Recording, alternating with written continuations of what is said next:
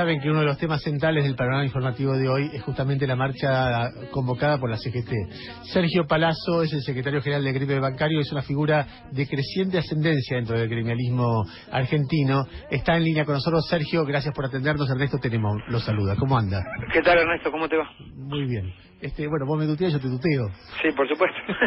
Aunque creo que yo soy un poco más viejo. Soy casi más viejo que todo el mundo últimamente. Bueno, yo tengo 55 tampoco. Ah, no, sos más viejo. Sos un extraño caso que sos más viejo que yo. A ver, Sergio, nada, contanos un poco de qué va la marcha y por qué crees que es importante. Bueno, la marcha tiene que ver con un reclamo que venía formulando la CGT hace tiempo y tiene que ver, por más que el gobierno quiera mostrar números contrarios, con la caída del empleo, tiene que ver también con la pérdida del poder adquisitivo del salario, tiene que ver con que el gobierno ya está anunciando una reforma laboral para después del proceso electoral de octubre, y si tomamos como referencia el proceso de reforma laboral de Brasil, es una reforma realmente bastante complicada para los trabajadores. Creo que todo eso y una falta de una mesa de diálogo para buscar soluciones es el común denominador. El gobierno, cuando ha apelado al diálogo, es porque le convenía, y cuando no le conviene resuelve vía decreto, como resolvió, por ejemplo, fijar el salario mínimo vital y móvil por debajo de la línea de pobreza que ellos mismos denuncian, ¿no? Palazzo, ¿cómo le va? Gustavo Gravia lo saluda. ¿Qué tal? Un gusto. Los números que va a dar hoy el gobierno del INDEC, y no veo por qué no habría de creerles, es que en el último año el empleo ha crecido y el empleo privado ha crecido 0,8. Quizás es cierto que el empleo que más ha empujado este crecimiento que va a dar hoy el gobierno es el empleo público, pero el empleo privado ha crecido 0,8. ¿Cómo ustedes analizan esa cifra teniendo en cuenta que dicen que el empleo ha caído en el último año?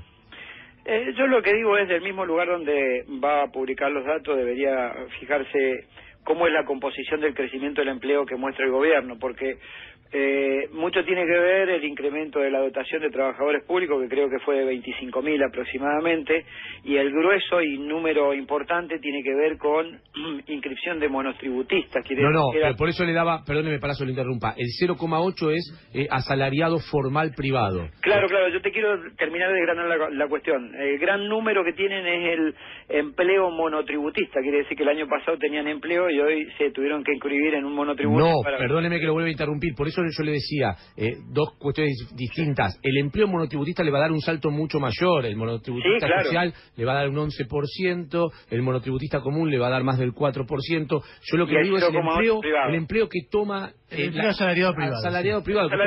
Dentro de ese empleo asalariado privado tenés, la gran parte de ese empleo tiene que ver con contratos de empresas eventuales, si miramos bien los números, y debe tener también un componente fuerte de trabajadores a tiempo determinado, a plazo fijo, cuando en la Argentina generalmente el trabajo es por tiempo indeterminado y más del 90% de los trabajadores lo tienen.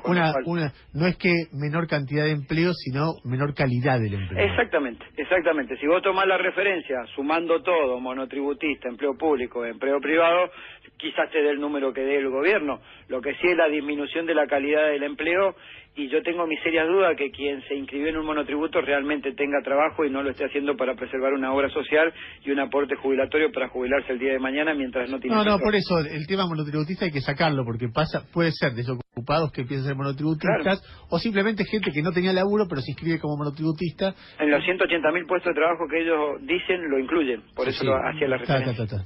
Palazzo, Jairo Estracha lo saluda, ¿qué tal? Buen día. ¿Qué tal? Buen día. ¿Evalúan en alguna parte de su análisis antes de salir a la movilización que en el último periodo donde hubo más tensión entre gobierno y sindicatos, que fue marzo y abril, el gobierno terminó saliendo beneficiado con una mejor imagen de la que tenía en febrero, cuando estaba complicado por cuestiones del correo? Digamos, ¿hay un clima donde la sociedad les cuestiona quizás tanto o más a ustedes su imagen y su rol en la sociedad, que termina jugándole a favor al gobierno en términos de percepción pública?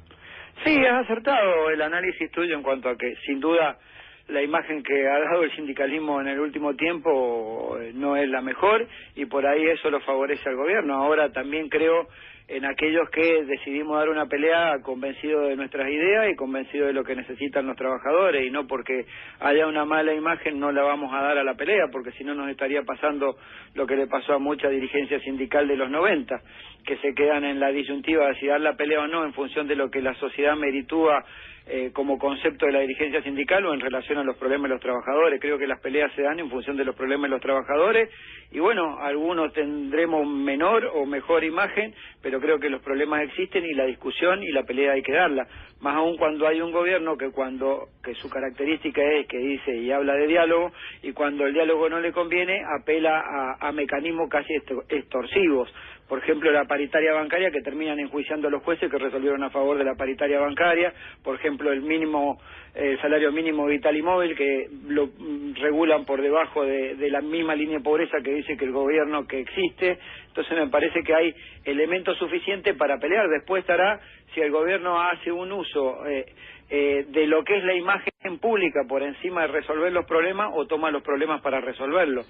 Sí puedo decir categóricamente que un gobierno que hizo suyo el manifiesto de reclamo del sector empresario lo lleva adelante como si fuera una asociación empresaria y no un gobierno que tiene que gobernar para todo, y cuando los trabajadores le reclaman algo somos golpistas, somos desestabilizantes, no aportamos a la gobernabilidad.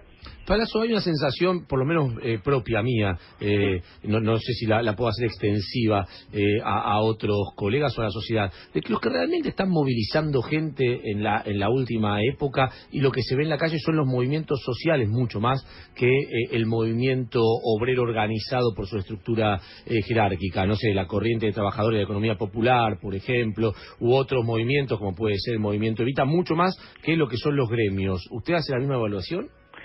Creo que tienen una gran capacidad de movilización, la cual respeto.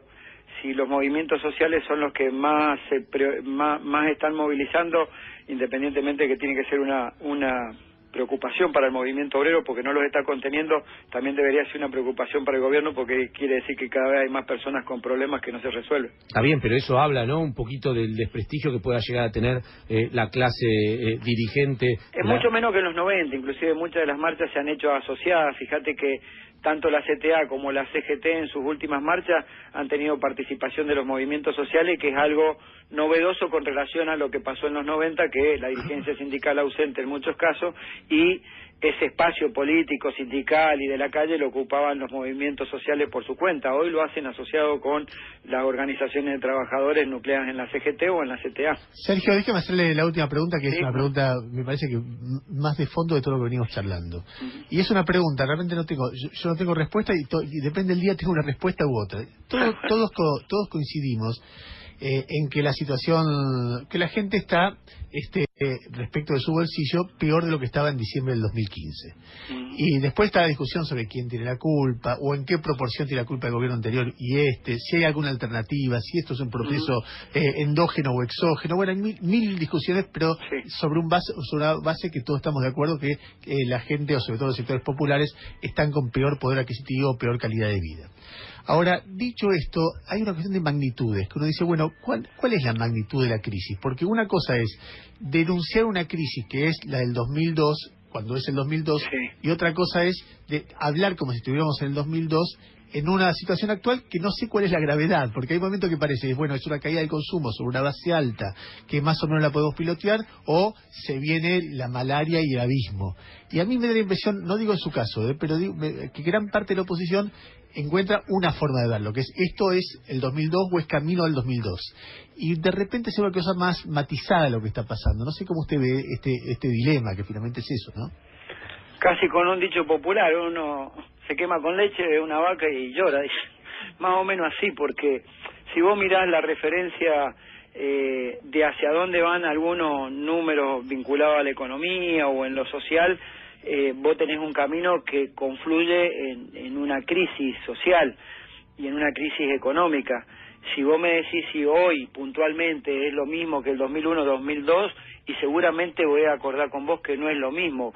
Sí voy a acordar de que estamos peor que hace un año, 2 años atrás, que no es el 2002, pero claramente las políticas van hacia allá y tenemos la experiencia de lo que pasó.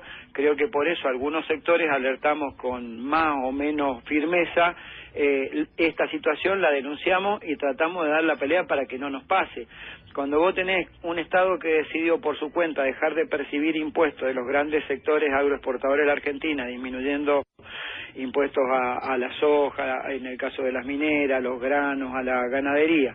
Por otro lado, el consumo cae. Por otro lado, tenés un fuerte nivel de endeudamiento, que ya no solo perdés recaudación por no cobrar esos impuestos, sino que empezás a sacar de la recaudación para pagar las intereses. cuotas. Claro, intereses. Y cuando tenés un nivel de emisión del EVAC superior al nivel de, en 18 meses, superior al stock del EVAC que había, que eran 300.000 millones, y pasaron a ser 800.000 ahora, y más cuando considerás que el 50% de ese stock tiene que ver con que son imposiciones a 6 meses que está renovando, lo que hace una economía volátil, seguramente vas a tener presente lo que pasó en el 2001 y decir no que confluye hacia ahí, si no se toman medidas que corrijan esa situación y se cambie de una economía de financiarización de la economía por una economía de producción, seguramente va a tener problemas. Por eso digo que quizá el resumen sea un dicho popular: uno cuando se quema con leche ve la vaca y se asusta. Sergio, le mando un saludo y gracias por la diferencia de habernos atendido. No, gracias a usted, Ernesto. Un abrazo. Era Sergio Palazzo, secretario general del gremio de bancarios.